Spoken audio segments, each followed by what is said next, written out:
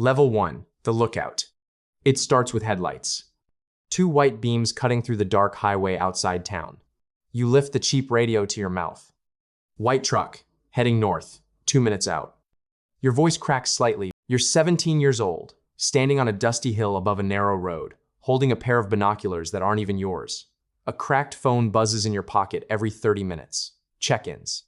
Your entire world fits into 3 things: a radio, a motorcycle with no license plate, and a backpack with 2 prepaid phones. You earn $300 a week. Cash. Your mother doesn't ask where it comes from. She only sees groceries on the table. The rules become clear quickly. You report police. You report military. The first time soldiers roll through town, your heart slams. 30 seconds later, your phone rings. Good eyes. Days turn into months. Your eyes sharpen. Your fear dulls. You learn the invisible map of the system. Drivers. Gunmen. Lieutenants. And somewhere above them, men whose names are never spoken on the radio. One night, a pickup stops beside you on the hill. 3 men step out. One tosses you a black vest. Boss wants to see if you're useful. Your lookout days are over. Level 2, the runner. The first package weighs less than a bag of groceries. 2 kilos wrapped in gray tape. Drugs move south to north. Cash moves north to south. You're the bloodstream. Sometimes it's hidden in a spare tire. Once it's duct taped beneath the seat while you drive through a military checkpoint pretending not to sweat. You clear $3,000 a month now. Still cash. Still invisible. You start wearing better shoes. Trust no device longer than 14 days. Everyone is a nickname. Everyone. One night, a runner ahead of you disappears. Just vanishes. The radio chatter stops mentioning him within 24 hours. No memorial, riskier routes. Border routes. You stop flinching at checkpoints. Normal life begins to feel slow. Small. Irrelevant. Then the call comes.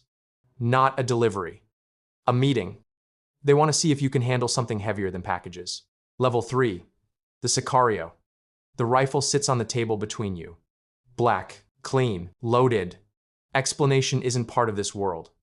The target is a man who used to run routes like you. One smokes quietly, the other checks the time every few minutes. Just a body collapsing in a parking lot behind a gas station. Not from guilt. From adrenaline. The next morning, someone hands you an envelope. $10,000. You guard stash houses. You learn that fear is currency. People start recognizing you in town. They lower their eyes when you pass. Violence becomes procedural. Efficient. But this time, it's not about pulling a trigger. It's about commanding the men who do. Level 4, the Plaza boss. The first thing you control is a city block. Then a neighborhood. Eventually an entire corridor. You sit in a quiet restaurant at noon while 3 lieutenants report numbers. Your operation now moves $2 million a month through your corridor. Drugs. Fuel theft. Extortion. Protection. Everything flows upward. 10% goes to the organization above you. You keep the rest running. Your phone never stops vibrating. Everyone wants something. Your job is balance. Too much violence brings military attention. Too little violence invites rivals. A warning here. A beating there.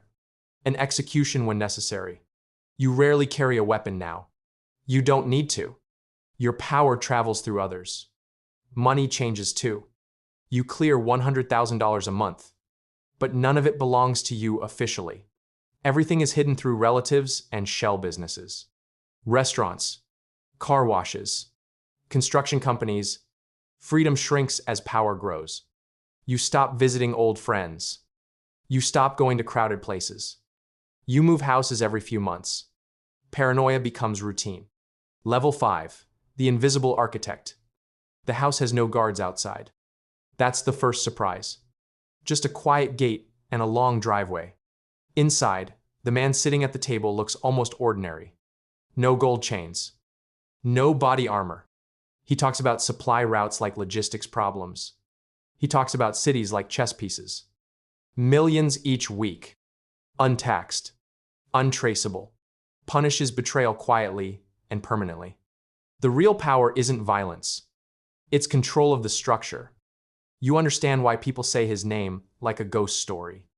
Your promotion comes without celebration. Just a new responsibility. You now oversee multiple plazas. Thousands of men you will never meet. Silence grows heavier. Friends disappear. Every ally might be calculating your replacement. Your phone becomes the center of your universe. You control an empire that officially doesn't exist. The money is endless.